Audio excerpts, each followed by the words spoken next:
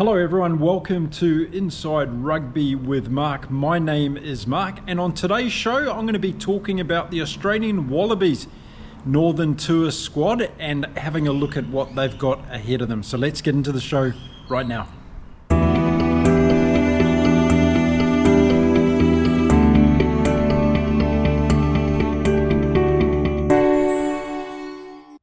G'day everyone, welcome back to the show. Great to have you here, and today I'm going to be talking about Joe Schmidt's Wallabies heading off on their Northern Tour.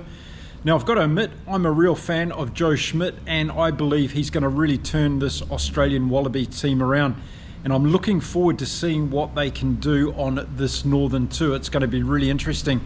Now Schmidt has named his squad to go north, and the interesting thing is that there's also an Australian 15 team that's going to go to England and play 2 games during this Northern Tour campaign. They're going to play against Bristol in one game, and they're going to play against an England 15 in the other game. The interesting point about the squad that's been selected for that Australian 15 team is that there's 14 Wallabies in that team, yes. So this is a really good sign as we're starting to see more and more depth brought into the Wallabies, and I think that's going to be a great thing for Australian rugby. Let's have a look at the Northern Tour schedule for the Wallabies this year, and they're going to play against England, Wales, Scotland and Ireland. And it's not so much who they're going to play for me, it's actually when they're going to play them that I think is going to be the biggest problem for Joe Schmidt. Now if we look at England, they're going to be playing England on November the 9th. That's going to be England's second game in the Autumn International Series. They're going to play the All Blacks the week before, and the Wallabies are going to be playing their first game of the schedule against England. So this is a bit of bad fortune, I think, for Joe Schmidt, because England are going to be battle hardened after that game against New Zealand. No doubt they're going to be better for it as well. And the Wallabies are going to come in cold and be playing their first game against a fired up England team. Now I think all the opposition this year for the Wallabies is going to be good opposition, but I just think getting England first up is probably not the game they wanted to have. However, after that, the week later, they go and they'll play Wales, then they'll play Scotland, and they'll finish up their campaign with the last game of the season, and that's going to be against Ireland at the Aviva Stadium in Dublin. So for me, the back end of the tour and the front end of the tour are going to give the toughest games, and I suspect the Wallabies are going to do pretty well against Wales and Scotland, but I'd really like to see them compete against England in that first game. So let's have a look at the squad that Joe Schmidt has selected for this tour. For me, it's really interesting. I think he's going to get a lot of great growth out of this squad as we move into 2025. And of course, the Wallabies have got the British and Irish Lions Tour to Australia next year, which we're all going to be excited about as well. And I think this group of players over the next couple of years is really going to grow into a force in world rugby, because I think Joe Schmidt's doing the right thing.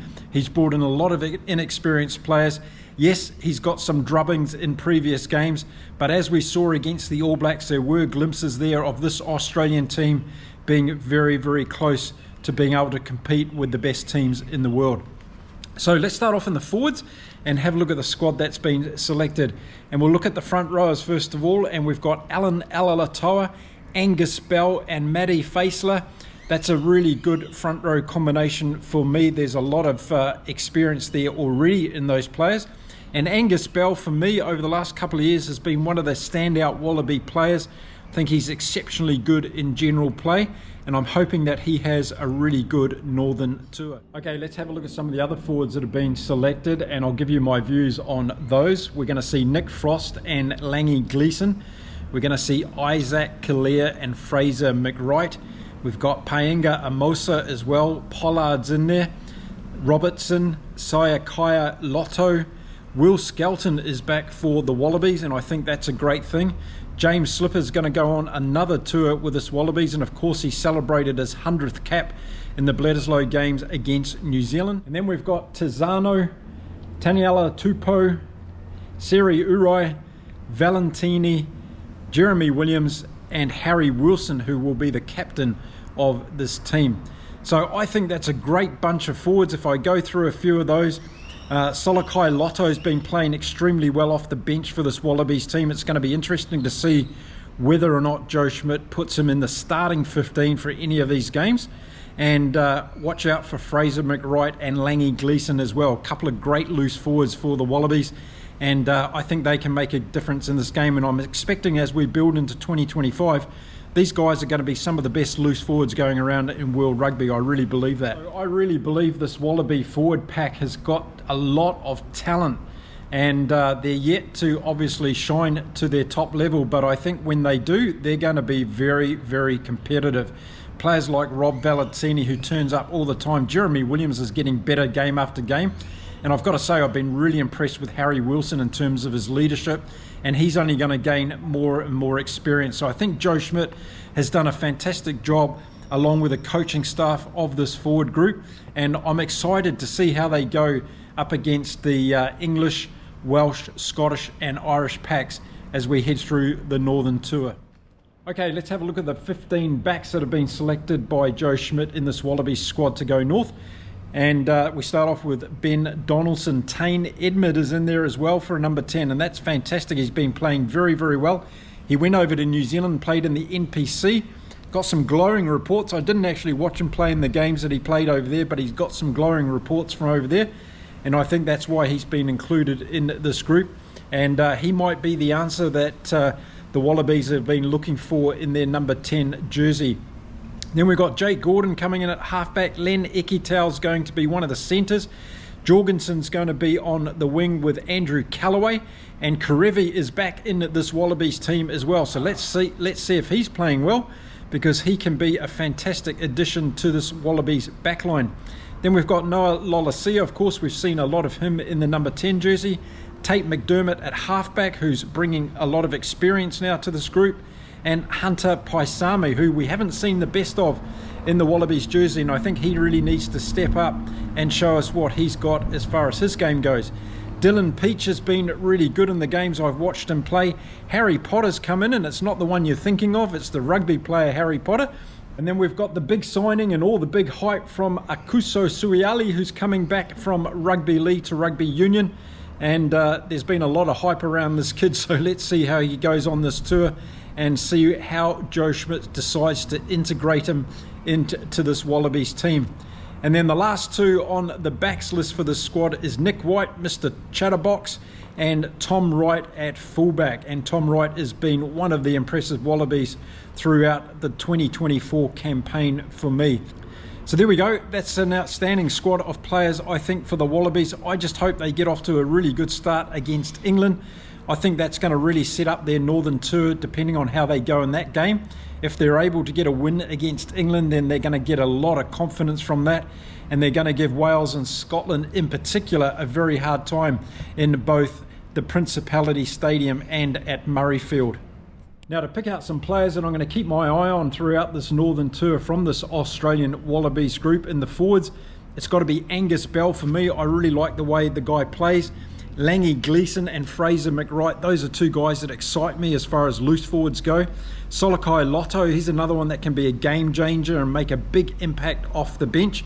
And I'm also looking forward to seeing how Will Skelton goes after his renaissance with the Australian Wallabies. And of course, I'm expecting big things from the likes of Rob Valentini and from James Slipper.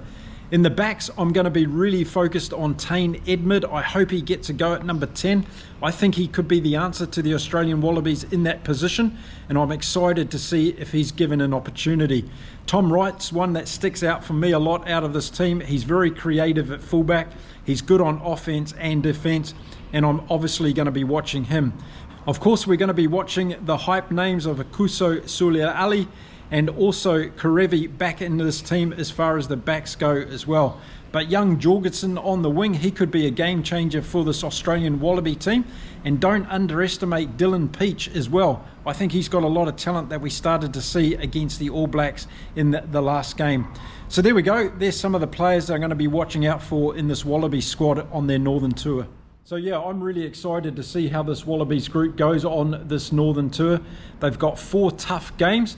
How many do I think they're going to win? Well, I think they're going to win at least 2 of these games, hoping that they get 3. I hope they're able to beat either England or Ireland.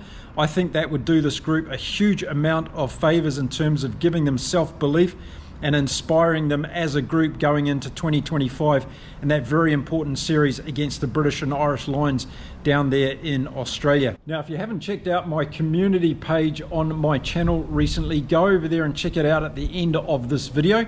I'm posting all of the teams that are playing in the Autumn International Series and asking you to vote on how many games you think they're going to win. So I'll put the Wallabies up there as well, and you can vote on how many games you think they're going to win out of their 4 games on the Northern Tour.